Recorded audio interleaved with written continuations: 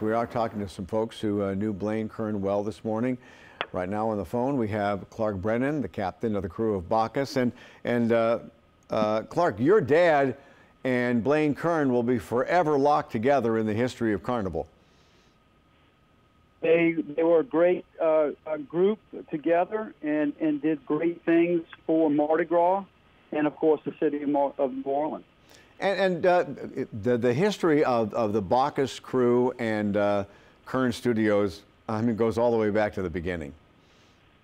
Correct. And, you know, and as for me as a child, to be able to grow up and watch my dad and Blaine do Bacchus, and then to see Blaine and his creativity, his imagination, his storytelling, you know, every year at my kitchen table, Blaine would bring his artists with him, and my dad and my mother and myself and other my siblings would sit there, and we would do the theme for Mardi Gras for Bacchus every year. So as a child, to sit there and listen was what a great joy and a great treasure for me. And anytime my dad had to go to the Bacchus Den for business and go see Blaine Kern for whatever reason, and he became Uncle Blaine to me because he was around our family so much. It was just great to go and play on the floats and around the characters and all the float props, and what a day.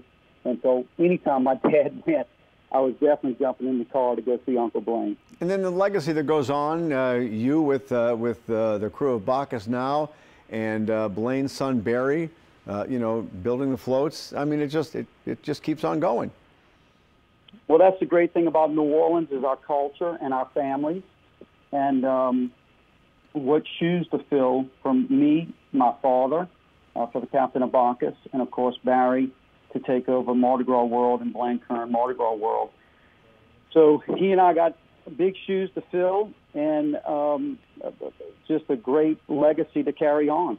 And you really cannot underestimate the effect that Blaine Kern had on New Orleans and the carnival season. I mean, he changed the whole thing.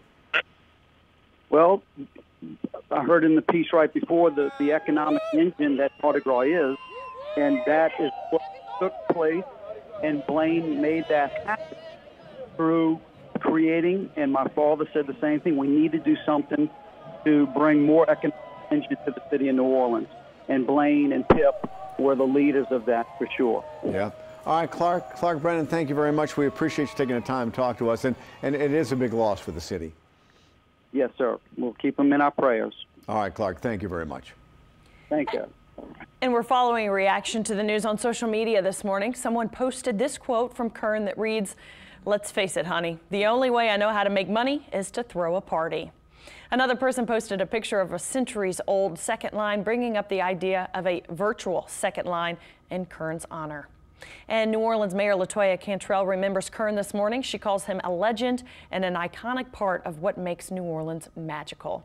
Funeral plans have not been announced. As soon as we learn more, we will let you know on air and online, WWLTV.com.